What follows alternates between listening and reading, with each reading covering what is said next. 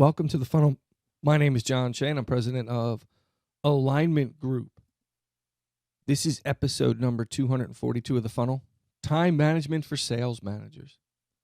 Before we begin, I want to remind you to head on over to alignment-group.com/the funnel, subscribe, and we'll send you the show notes weekly. Today's agenda, current reality, how you should be spending your time, release the hounds, build around best practices. So the reason I picked this topic was an email that I'd received from a listener about sort of managing their day. And I've done stuff on this before, but I thought I'd focus specifically on how you as a manager manage your day. And I'll say this, I work with some clients that are small businesses where the business owner is the sales manager, in addition to other things that they do. And the struggle that they have, and quite frankly, the struggle I have with them, is getting them to understand how to manage the day and what that's going to mean for business if they can do that. Now, the objective for a business owner that is managing a small team is to get to the point where the business is strong enough for him or her to add a sales manager.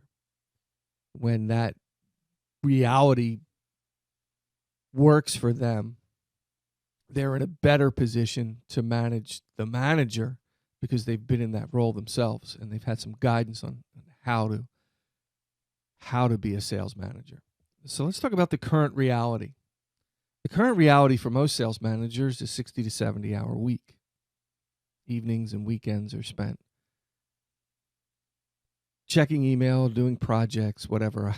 I have a friend whose boss calls him at home all the time. And I gave him my free advice because he's a friend, my coaching advice on how to manage that, and he just can't seem to make it work. But I'd stop that in a heartbeat. Anyway, current reality is that you spend 60 to 70 hours a week. Get up early Saturday morning or Sunday morning before the day hits and you do your stuff, or you do it late at night. You're in the office late in the afternoon or the evening after dinner. You're going down to your office or going into your office or sitting on the deck or the porch or wherever it is that you do work at home, and you're catching up.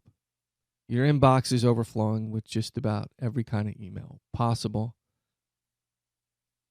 from all facets of the business. That means your sales reps, maybe customers, prospects, internal folks, your bosses, et cetera, et cetera. You're stuck in mindless, pointless meetings. And I say that with all the love in my heart. But people just don't know how to manage their meetings. And they're a big, fat waste of time. Maybe you're out selling. Now, if your role is a selling manager, and we've talked about that before, it is what it is. But maybe you're out selling in lieu of your sales reps. Maybe you're a sales rep. Maybe you lost a rep and you have an open territory now. I just love that one. So you're out there trying to, keep the ship from sinking and selling in that territory. Well, that should never happen to you. I'll tell you why. You should be looking for sales reps, and we'll talk about that.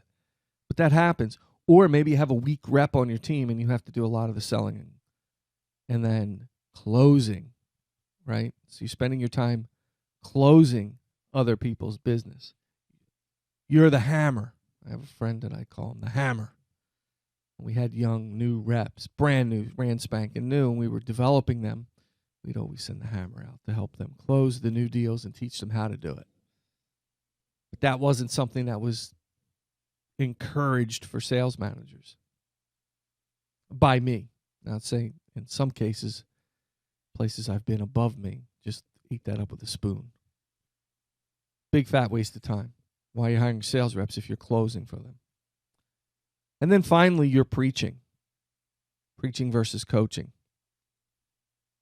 You're just kind of talking at them on the things that they need to do. Maybe in a meeting setting or on the phone and in the car, but you're not really coaching them. If this sounds like your current reality or some portion of your current reality, and everybody has their own little nuances, some might be attending meetings more often than not, like the boss calling them at home, or meetings every morning with the boss to update them on the pipeline. Asking questions about stuff that's already in the CRM and in the pipeline. I love that one. Or maybe, you spend half your time answering emails. I don't know your particular situation, but you can paint the picture of the current reality and how it affects you as a manager and doing your job. And then you start asking yourself, why am I doing this?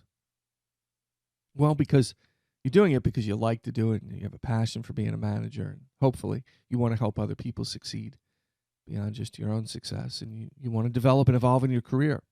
Well, you can't do that in this reality because you're never going to get where you need to go. Now, some folks are going to say, well, I've been promoted a couple of times. Yeah, well, I think that's a good thing, maybe. I don't know. I also believe that in the end, you're not going to have the skill set to be exactly where you want to be. And do you want to spend 25 years doing this way? I'd say no. You can make more money doing it slightly differently. And I'd say the reality for most sales managers is this is it. I had an email recently from a manager who's new in the business, and it's interesting to listen to them, or listen, it's an email, tell me all of the things that are happening. I was thrown into this position. I didn't get any onboarding or no management training. I'm just trying to figure it out. Yeah, been there. That's why I do this, because you're stuck with self-development, and it does slow the growth. But if you're determined and you listen to podcasts like this and do some of the things that I put out there and some of the things I'm going to be putting out in the future, it will help. So how should you be spending your time? Well, let's think about that. Remember I said you're out there selling because you have an empty territory? That's not good. Your focus should be on really 5 areas. Number 1 is coaching. That should be the high majority of your time. I'm going to tell you all the reasons why coaching's great, right? I'm going to tell you about developing your sales reps, about helping them succeed, teaching them to fish rather than fishing for them, et cetera, et cetera. But coaching does, in addition to all of that, it does give you one thing that's going to help in maintaining full territories. And that's insight into your people. Insight into where they are mentally, where they are from a skill set perspective. If they're going to grow and develop with you. You may have an underperformer that's just not responding to the coaching, and you've tried different ways to do it, and you're seeing the writing on the wall. You should begin to prepare to replace that person in one way or the other. Either you're going to fire them or they're going to quit. So that's why you should be recruiting new people all the time. Here's the dirty little secret. Nobody really cares about you but you. So if you have 3 sales teams in your company or 4 sales teams in your branch office or whatever it is, and you need salespeople, and you're with a fairly decent-sized company, guess what? They're not bending over backwards to provide you with sales rep candidates to help fulfill your need. Okay? HR's job, it's their responsibility. They want to help me. I get it. But do you think they care about you as much as you care about you? Do you think they care about your team succeeding as much as you do? Yeah, the whole thing's without sales, the company wouldn't run. Blah, blah, blah, blah, blah. Well, a lot of people don't really look at it that way. So you're going to spend your time walking around the company trying to change their mind? No. You need to make sure that you maintain a full territory. Now, there's any number of ways to skin that cat. There are those folks that will tell you that you need to be actively recruiting, and I think you should. I always mention my buddy Bill, but he was amazing at recruiting. He always knew somebody who knew somebody. Whether it was through his sons or daughters and their friends, through Facebook, LinkedIn, the club. He was a heck of a tennis player and played some golf. He was always at the club, talking to business owners. Hey, You know of any good sales reps out there? I'm looking for this. I'm looking for that. Out and about, maybe having dinner somewhere, meets a waiter who's graduating from college. That sort of thing. Recruiting, putting a recruiting plan together that you as the manager manage. Part of that plan might be working with HR, because that's what I did. I had a pretty good relationship with the HR folks. And I laid out what I was looking for very specifically. And back in the day, I've used HR, I've used recruiting firms, very clear on the recruiting firms. And when I had full teams, I was still recruiting. I still had them looking for people for me. I was still doing the things I needed to do to find people. And we never had empty territories because of that. We even had what we call bench players that we hired, trained and developed for future opportunities. So coaching and recruiting, two of them, two strong ones. Sales rep development. You might say coaching is part of that. Yeah, well, it is. But there's also training. The reviews, the annual and semi-annual reviews, when you sit down and you talk to them. Like I said, I used to have a boss that would say, just keep doing what you're doing. Well, that doesn't help me. How can I get better? Well, just keep doing what you're doing. You're doing fine. Until I wasn't doing fine. Until he decided that I did something wrong, and then he would tell me I did something wrong. I'm like, I asked you about that. You told me to keep doing what you're doing. That's not development. That's like a dog sitting in the middle of the yard, running in circles, chasing its tail. Development is really trying to find a career path for them. One, what do you want to do and how do you want to do it? Exploring those opportunities. Training at some point, maybe you're a manager. I wouldn't say your replacement. Maybe you move up the food chain and you need a manager. That's development. Bringing in different folks to talk to them, different training mechanism, whatever it is that your company maybe have some methodology you use. But developing them to be a well-rounded employee. Good sales rep, hits the targets, hits the numbers, understands the business, has a path for their career, a long-term objective that you're trying to help them reach. That's development. Now, KPIs, I put KPIs down here, and that's really what that means to me is you're managing the key performance indicators. And the reason I put KPIs versus, say, the word accountability is because people chase the wrong stuff all the time. You need to determine what's important and focus on that. Not stuff that makes the people up the food chain look good. But really the accountability and reporting standards that help them achieve their targeted objectives. And then finally, motivating. You don't have the luxury of having a down day or being the down person. It's not your job. Okay? I'm a fairly happy guy. May not sound like it on the podcast. I'm a fairly happy guy. I'm the same in the morning that I am at night. I'm not like a morning person or an afternoon person. I'm a pretty happy guy as a general rule. As a matter of fact, early in the morning, when my kids are getting ready for school, one of mine says, stop being you. You're too happy in the morning. You need to stop. I can't. This is me. What does happy have to do with it? Well, you need passionate and excited about your job and understanding what it means to motivate salespeople and how to motivate them. Maybe we can do a podcast on motivation. But it's definitely part of your role and how you should be spending your time. So if you look at these 4 things and you begin to lay out the framework, and I'd say 60% of your time should be coaching,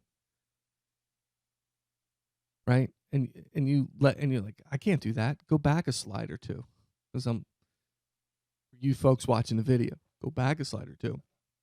This is my current reality. Okay? I understand that. But you need to figure out how to move forward. So that's why I say release the hounds. Okay? I just like the term. Release the hounds.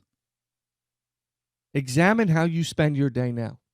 Best way to do it is take a couple of weeks, take a little spiral notepad, go down to your local Staples or Walmart or one of those places and buy a little pocket. You're going to say to me, well, I have a smartphone.